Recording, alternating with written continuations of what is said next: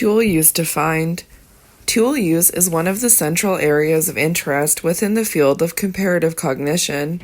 It has provided a window into the cognitive processes of social learning, Chapter 13, Communication, Chapter 12, and relevant to this chapter, Causal Reasoning. Beyond comparative cognition, insights from animal tool use have influenced other disciplines such as human neuroscience, human-computer interaction, and robotics. Researchers realized early on that the study of tool behaviors would require clear definitions of what did and did not characterize true tool use. Often, the pursuit of defining features of a category of behavior helps enhance both communication among scientists and the understanding of the issues at hand. What is it, for example, that might make us include a hammer as a tool, but not the desk it allowed us to build? This section will discuss the leading definitions of tool use and consider the species that have been observed to use tools in the wild. Consideration of the neural regions underlying tool use is presented in Box 8.3. With this foundation in place, the later sections will consider how tool use develops and what animals understand about tools. Box 8.3, Tool use in the brain. In clinical studies, injuries to the human brain appear to support the proposal that at least two factors of tool use are dissociable: the skill of manipulating a tool and the conceptual knowledge regarding a tool, e.g. its intended function, etc. See Box 8.4. The brain areas involved in each of these aspects of tool use are different, such that damage to certain cortical regions of the left hemisphere can lead to problems in using tools, but damage to other areas within the left hemisphere can result in conceptual errors, e.g. using a toothbrush to shave. Often, however, clinical studies of injured patients are limited. For example, the extent of injury can vary and encompass large areas of the cortex.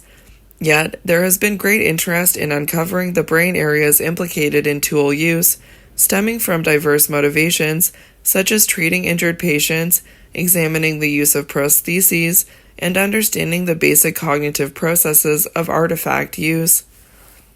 Studies using functional magnetic resonance imaging, fMRI, have converged on cortical areas that are part of a system that underlies human tool use.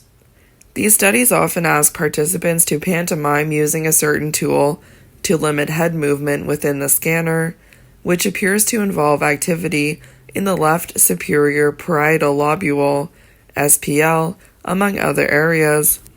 Importantly, the hemispheric localization is not simply due to participants using their right hands to enact the tool use.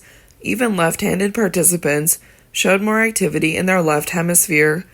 The SPL is thought to be involved in representing body schema, or the ability to track the location of one's trunk and limbs while the body is in motion.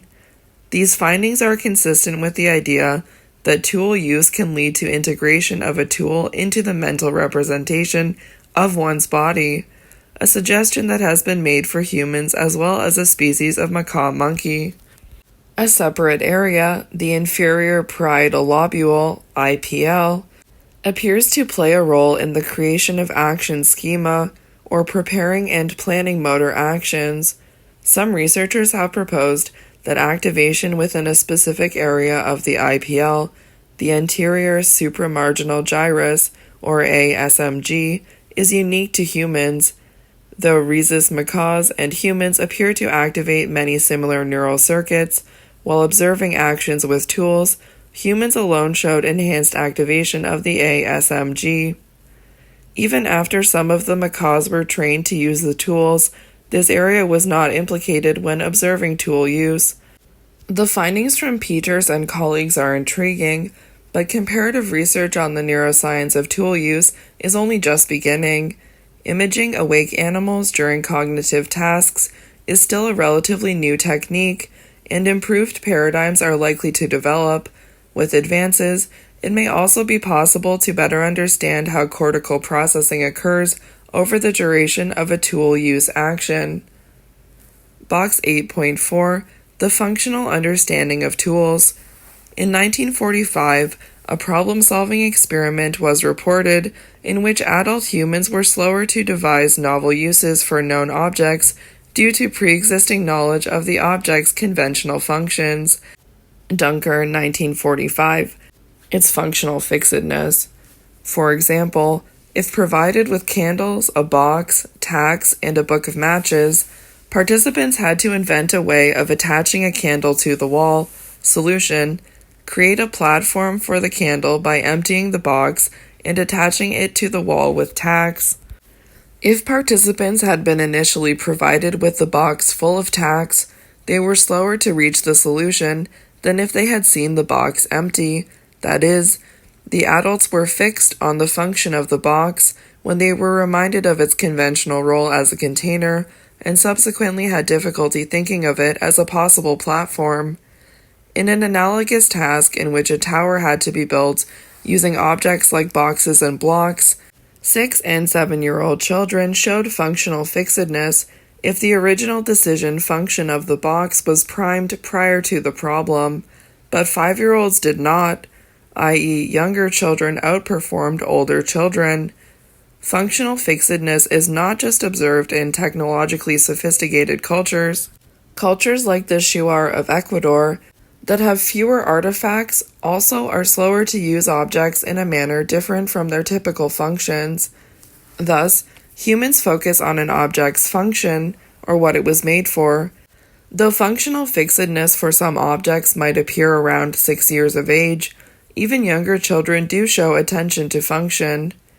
After being shown a successful action with a previously unknown tool, 2-year-olds will use that same tool a few days later, even though other tools that are physically capable of completing the task are available, but they also use it for other tasks.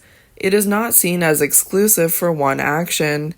Exclusive functionality starts to be seen after 24 months of age, 2 years, and may then lead to functional fixedness. Hernick and Cisbra, 2009, among others, have proposed that animals do not form functional representations of tools as existing for the achievement of specific goals, even though some species may show an understanding of the relationship between a tool's structure and an outcome of an action. It is possible that humans are the only species that represent tools in terms of function, even when the tool is not being used. That is, animals may not think about what a tool is for, particularly if the problem is not currently presented. One recent finding may be an exception. In a laboratory setting, bonobos and orangutans were found to save a tool for later use, yet the problem, an apparatus that dispensed food, was still visible while they waited. 2 subjects, however, saved tools for 14 hours without visual access to the apparatus, suggesting that further research is warranted to determine whether a functional understanding of tools is unique to humans. What is a tool? Motivated by her observations of chimpanzee behavior in Gombe, Goodall famously defined tool use as the use of an external object as a functional extension of mouth or beak, hand or claw in the attainment of an immediate goal. Most modern definitions of tool use do not contradict this early definition, but they have greatly elaborated it. Alcock, 1972, for example, focuses on the act of manipulating one object to improve one's ability to affect another object. Perhaps one of the more nuanced definitions, and the most seminal, came from Beck, 1980. Thus, tool use is the external employment of an unattached environmental object to alter more efficiently the form, position, or condition of another object, another organism, or the user itself, when the user holds or carries the tool during or just prior to use and is responsible for the proper and effective orientation of the tool. Under this definition, certain behaviors are clearly not tool use, e.g., a rat pressing a lever to obtain food or an elephant spraying water on its back using its trunk. However, this definition leads to some difficult categorizations. By Beck's definition, if a gull drops a mussel onto a stone surface, it is not tool use, yet dropping stones onto mussels would be. Behaviors like nest building, e.g., adding a twig to a growing structure, are not traditionally considered tool use, but the form of another object has been altered. Further, since the publication of Beck's volume, new behaviors have been documented that are widely accepted as tool use but do not fit the definition. For example, bottlenose dolphins have been observed to place sea sponges on their rostrums, their noses, presumably for protection, before searching for food on the ocean floor, figure 8.5, but in doing so, they are not truly altering other objects in their environment. Some researchers have responded by updating the working definition of tool use. St. Amant and Horton, 2008, for example, propose that a tool can be said to mediate sensory input, as the sponge does for dolphins, mediate communication, as a stick might do when a chimpanzee waves it in the air while displaying to another chimpanzee, or change another object, as a stone might do when a chimpanzee uses it to crack a nut. Figure 8.5, bottlenose dolphin carrying a marine sponge. Ecology and tool use. Very often, animals use tools to obtain food. It is more likely that a species that engages in extractive foraging will be found to engage in tool use than a species that does not have to physically extract a food source from the environment, e.g., a shell or crevice. Ecological conditions, thus, can favor tool use in some species over others.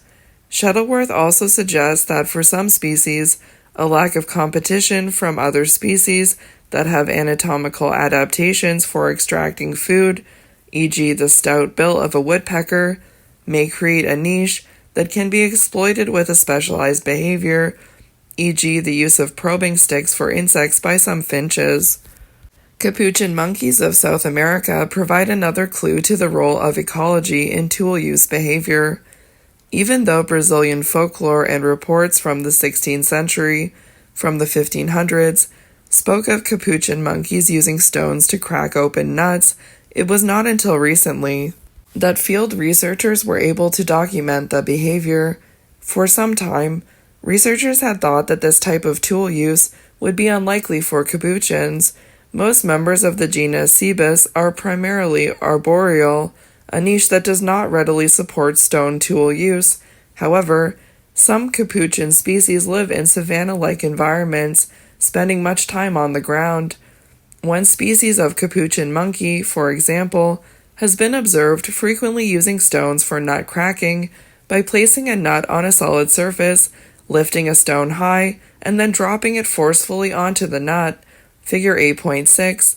The behavior of this species of capuchin monkey thus suggests that ecological variables, such as terrestrial habitat on the ground, can influence the evolution of tool use. Life on the ground allows for encounter with stones and fallen nuts, as well as potentially a scarcity of other types of foods.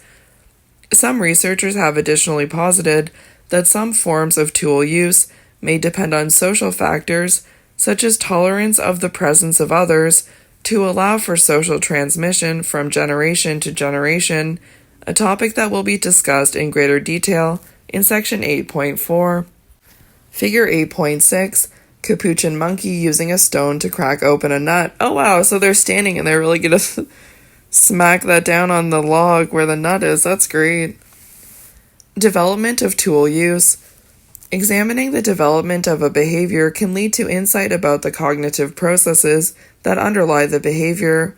For example, some species will modify objects in their environment to produce tools, tool manufacture, but the development of this behavior can take many forms. It is possible that an individual comes to make effective tools via trial and error learning. Some actions may lead to a tool that yields a food reward and thus will be repeated. Alternatively, some aspects of the behavior may be learned by observing others, implying a type of social learning. See Chapter 13. It is additionally possible that through the learning process, a representation of the causal structure is formed. To explore the development of tool manufacture, This section will first detail research that has focused on the creation of probing tools by New Caledonian crows. Then, a second case study of development will be presented, that of nut cracking in tufted capuchin monkeys. While nut cracking does not involve the manufacture of tools, it is a complex behavior that takes years to master. Observations of this behavior have led some researchers to propose that learning to use tools from older members of a group may require certain other behaviors and dispositions that optimize social learning. Tool manufacture in New Caledonian crows. New Caledonian crows are endemic to the islands of the New Caledonian archipelago. They have been observed in the wild to use a variety of tools, including sticks and pieces torn from leaves, to forage in holes for insects. Two observations in particular have suggested that young birds learn to create and use tools, at least in part through observing others. The shape of tools varies across New Caledonia, and juveniles remain near parents. Documentation of behavior in the wild has been combined with laboratory experiments to start to elucidate how young birds become effective tool users. In one study, young birds were raised in the laboratory, with one pair able to observe human caretakers using sticks to probe for food, though not tool manufacture, and another pair that had equivalent interaction with humans but no exposure to tools. Both pairs began to use tools at the same time, but the two birds that saw actions with tools spent more time in tool-related activities. Thus, at least with stick tool use, New Caledonian crows do not require input from tool use observations before beginning to use tools themselves. Interestingly, the authors also noted that effective food retrieval was preceded by precursor behaviors that contained elements of mature tool use behavior. For example, the young birds would hold a stick in their beaks and move their heads as if probing a hole, even though no hole was present, and they were simply touching the stick to a hard surface. It is possible that these behaviors play a role in the learning of tool use, though it should be noted that no food reward for the behavior was occurring. The existence of precursor behaviors has suggested to some researchers that the development of tool use in New Caledonian crows may start from an inherited trait or behavioral template, a proposal further supported by examining the manufacture of tools by tearing pieces off leaves. In the wild, New Caledonian crows tear off sections of leaves from trees of the genus Pandanus and fashion probing tools. Kenward et al. 2006 found that in the laboratory, birds that had not observed tool manufacture from leaves still engaged in tearing behavior, but the resulting tools were crude relative to those created by mature birds in the wild. It is possible, then, that for this species, tool manufacture and use rest on a foundation of biological predispositions to engage in activities with the tool materials, yet elaboration occurs through subsequent trial and error learning, social learning from others, or some combination of both. A remaining question concerns what aspects of New Caledonian crow tool use, if any, are represented in a causal manner. Does mature tool manufacture result from the development of a causal representation of the relationship between the tool and the probing action? Much research is still needed to answer this question, though the novel tool manufacture behavior of a New Caledonian crow named Betty engendered interest. During a laboratory study, one member of a pair of birds flew to another part of the enclosure, taking with him the hook-shaped wire that was being used to pull a container holding food out of a vertical tube. The remaining bird, Betty, was then observed to take one of the straight wires that remained and try, unsuccessfully, to lift out the food container. At this point, she bent the wire to make a hook-like shape and proceeded to obtain the food. Although this would appear to be good evidence for causal understanding, the fact that on subsequent trials, Betty tried to lift the food container with straight sticks before changing her behavior to bend the material, questions that interpretation.